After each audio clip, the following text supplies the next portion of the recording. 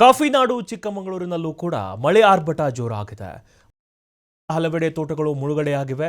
ಬಾಳೆಹೊನ್ನೂರಿನ ಹೊಳೆಬಾಗಿಲಿನಲ್ಲಿ ಅವಾಂತರ ಸೃಷ್ಟಿಯಾಗಿರೋದು. ಅಡಿಕೆ ತೋಟಕ್ಕೆ ಮಳೆ ನೀರು ನುಗ್ಗಿ ಅಪಾರ ನಷ್ಟ ಆಗಿದೆ. ಇನ್ನು ಕಾಫಿ ನಾಡು ಚಿಕ್ಕಮಗಳೂರಿನಲ್ಲೂ ಕೂಡ ಮಳೆಯ ಆರ್ಭಟ ಜೋರಾಗಿರೋದು. ಭಾರೀ ಮಳೆಯಿಂದ ಹಲವೆಡೆ ತೋಟಗಳು ಮುಳುಗಡೆಯಾಗಿವೆ.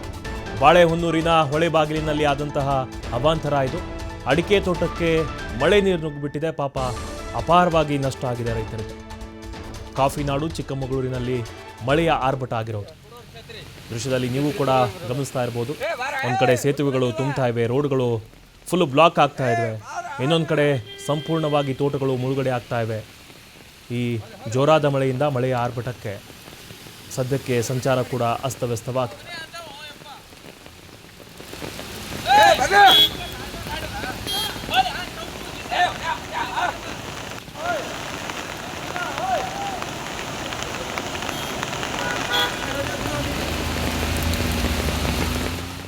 ಆರಂಭದಲ್ಲಿ ಮಲೆನಾಡಿನಲ್ಲಿ ಕೂಡ ಮಳೆಯ ಅಭಾವ ಎದುರಾಗಿ ಬರಗಾಲದ ಪರಿಸ್ಥಿತಿನೇ ಒಂದು ರೀತಿ ಎದುರಾಗಿತ್ತು. ಏನು ಚಿಕ್ಕಮಗಳೂರು ಜಿಲ್ಲೆಯ ಮಲೆನಾಡು ಭಾಗದಲ್ಲಿ ಕೂಡ ಮಳೆಯ ಅಭಾವ ಎದುರಾಗಿ ಮಳೆಯ ತೀವ್ರ ಕೊರತೆ ಎದುರಾಗಿತ್ತು.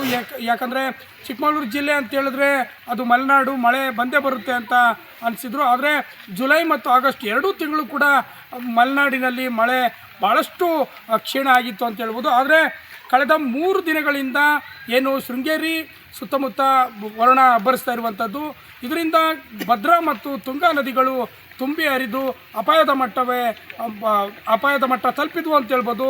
ನಾವೀಗ ಭದ್ರಾ ನದಿಯ ತಟದಲ್ಲಿದ್ದೀವಿ.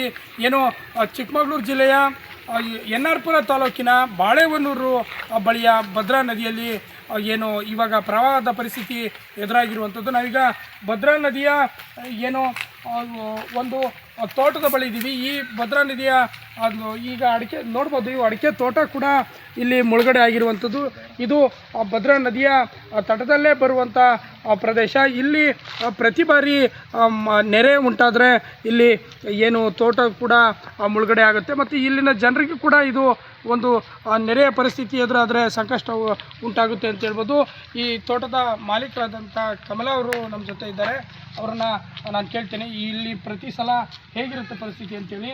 ಈಗ ಅಂದರೆ ಈ ಸಲ ಮಳೆ ಕಡಿಮೆ ಇತ್ತಮ್ಮ, ಈಗ ಶುರುವಾಗಿದೆ. ಬರ್ತದೆ ಸರ್, ವರ್ಷ ನೀರು ತುಂಬಿ ಬರ್ತದೆ, ಮನೆ ಸುತ್ತ ಬರ್ತದೆ. ಅದು ನಮಗೆ ಒಂದು 5 ವರ್ಷ ಆಯಿತು, ಮನೆಯೇ ಹೋಯಿತು.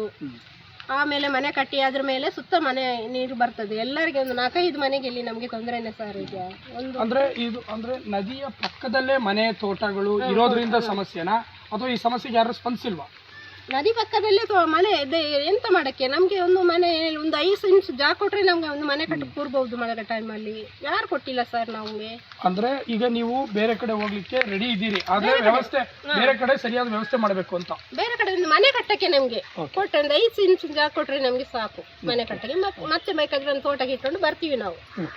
ಇದು ಏನು ಮಲೆನಾಡು ಭಾಗದಲ್ಲಿ ಸರ್ವೇ ಸಾಮಾನ್ಯವಾಗಿ ಕೇಳುವಂಥ ಒಂದು ಸಮಸ್ಯೆ ಏನು ಅಂದರೆ, ಪುನರ್ವಸತಿಗೆ ಮಲೆನಾಡಿಗರು ಕೂಡ ರೆಡಿ ಇದ್ದರೂ ಕೂಡ ಬೇರೆಡೆ ಜಾಗ ಕೊಡುವಂಥದ್ದಕ್ಕಾಗಲಿ ಅಥವಾ ಇವರನ್ನು ರಿಹ್ಯಾಬಿಲಿಟೇಟ್ ಮಾಡಲಿಕ್ಕೆ ಏನು ಜಿಲ್ಲಾಡಳಿತ ಸರಿಯಾದ ಕ್ರಮ ಕೈಗೊಳ್ಳದೇ ಇರುವಂಥದ್ದು ಇವರು ಪ್ರತಿ ವರ್ಷ ಈ ರೀತಿಯ ಸಮಸ್ಯೆಯನ್ನು ಎದುರಿಸೋದಕ್ಕೆ ಕಾರಣ ಆಗಿರುವಂಥದ್ದು.